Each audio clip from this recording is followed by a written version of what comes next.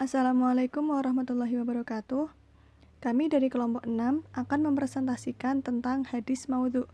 Sebelumnya, perkenalkan anggota dari kelompok kami, yaitu Firna Salisa Rahmawati, Umi Salma'a, dan Nur Hafidatus Sifi.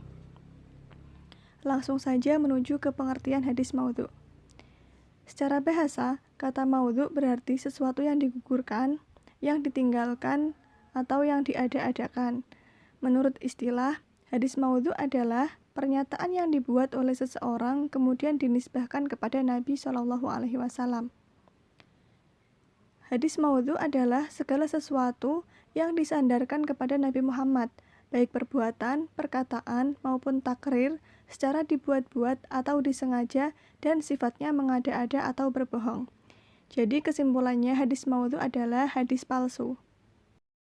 Kemudian, sejarah kemunculan hadis maudhu. Para pakar hadis telah berbeda pendapat tentang awal mulanya fungsi hadis maudhu. Ada yang menyatakan bahwa hadis maudhu terjadi pada awal 10 Hijriah, seperti yang telah disampaikan oleh Mustafa Al-Sibai dalam bukunya Al-Sunnah wa Makanatuha fi Al-Tashri' Al-Islami.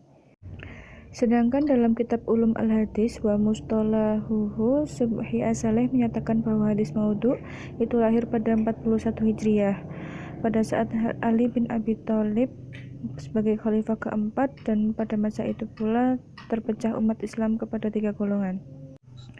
3 golongan tersebut adalah Syiah, Muawiyah, dan Khawarij. Hadis palsu telah muncul pada masa Rasulullah masih hidup, walaupun dalam batas-batas relatif yang tidak banyak. Faktor yang melatar belakangi hadis maudhu. Para muhaddisin telah mengidentifikasikan tentang sebab-sebab timbulnya hadis maudhu adalah sebagai berikut. Yang pertama, karena pertentangan politik. Yang kedua adalah usaha kaum zindik.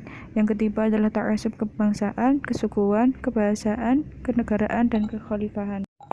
Kemudian yang keempat adalah usaha para qushoh terhadap kaum awam dengan nasihat dan cerita. Yang kelima, perselisihan dalam bidang fikih dan ilmu kalam. Yang keenam, membangkitkan gairah beribadah tanpa mengetahui asal-usulnya. Dan yang ketujuh adalah menjilat kepala raja atau pemimpin pemerintahan. Materi selanjutnya adalah kriteria hadis maudhu. Menurut Ensiklopedia Islam, hadis maudhu memiliki ciri-ciri sebagai berikut. Pertama, matan atau teks hadis tak sesuai dengan kefasihan bahasa, kebaikan, kelayakan, dan kesopanan bahasa Nabi Muhammad SAW.